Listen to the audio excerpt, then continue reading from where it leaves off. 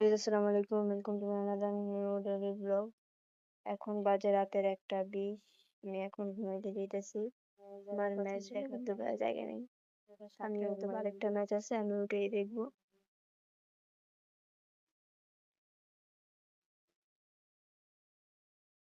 এখন আমি বাংলা করতেছি। ম্যাথের অঙ্ক মানে সৃজনশীল দিয়েছিল স্যার, দুইটা রেজাল্ট শেষ করে ফেলছি। আমার 32 মিনিট ম্যাথ করা হয়েছে। এখন আমি বাংলা শুরু করতে 1 ঘন্টা 12 মিনিট হয়ে গেছে, মানে ম্যাথ সহ। এখন এটাকে স্টপ করে দিয়ে আমার পড়া স্টপ হয়ে গেছে। এখন আমি কিছুক্ষণ ল্যাপটপ দেখবো। করতেছিলাম, এখন আমি গোসল করতে পারবো। আমার এই হাতটা আমি সোজা করতে পারতেছি না, বারবার এরকম হয়ে যেতেছে আমি যতই এরকম করি। এখন গোসলে যাবো, বাইরের আবহাওয়াটা এত দেখাই। এই যে অনেক জোরে বৃষ্টি পড়তেছে, আর একবার বৃষ্টি ওইটা আমি রেকর্ড করিনি। আবার ঠিক আছে, এখানে আমি তরকারি রান্না করছি কিন্তু আমি আনি নাই, আমি এগুলাই খাবো এখন। যদি বিকালে এসে মন চাই তাহলে আবার বাকিগুলা। বাইরের আবহাওয়া কিছুটা কোচিং বাজে 7:25। এই যে 25 বাজে, আমি এতক্ষণ অনেক রেস্ট নিয়েছি। কোচিং থেকে এসে পড়ছিলাম 5টা 5:30টার দিকে, কলা টলা খাইছি। এখন আমি পড়তে বসবো। আমার বিজ্ঞান প্র্যাকটিক্যাল কালকে জমা দিতে হবে, আর প্লাস কিউ আছে ওগুলোও করতে হবে। এসে পড়ছিলাম, কিছু কথা বলিনি। আমি কোচিং যে সময় গেছিলাম আমি 3টা বাজে বেরিয়ে গেছি। 3টায় যাওয়ার পরে আমার 1 ঘন্টা আমি ঠিক ছিলাম, 4টা পর্যন্ত আমি ঠিক ছিলাম। বাট 4টা বাজে শুরু হয়েছে আমার প্রচন্ড জ্বালা লাগবে। তো ওইখানে গিয়ে আমার প্রচন্ড জ্বালা, আর 4:30 দিয়ে তো অনেক বেশি বেড়ে গেছে। ওই সময় আমি মিছিলে বইলা চলে আসছি।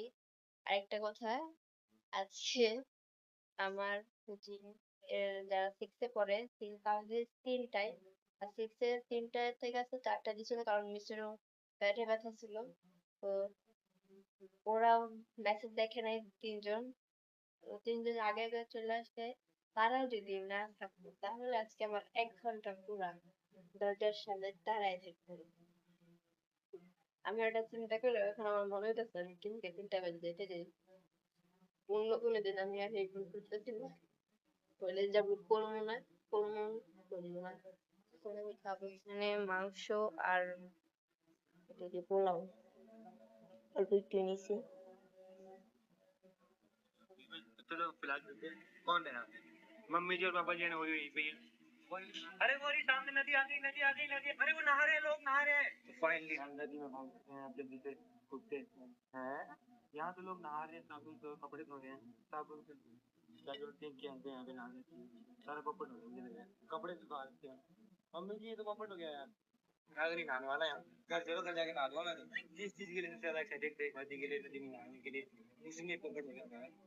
मतलब लोग उसमें साबुन से रगड़ रखे हैं। এখন বাজে 9টা। এখন আমি ভাত খাইতেছি, আমার পড়া কোনো মতে আমি শেষ করছি। আমি পড়ার মাঝখান দিয়ে ঘুমাইয়াও পড়ছিলাম, এত সুন্দর পড়া আমি পড়তেছিলাম।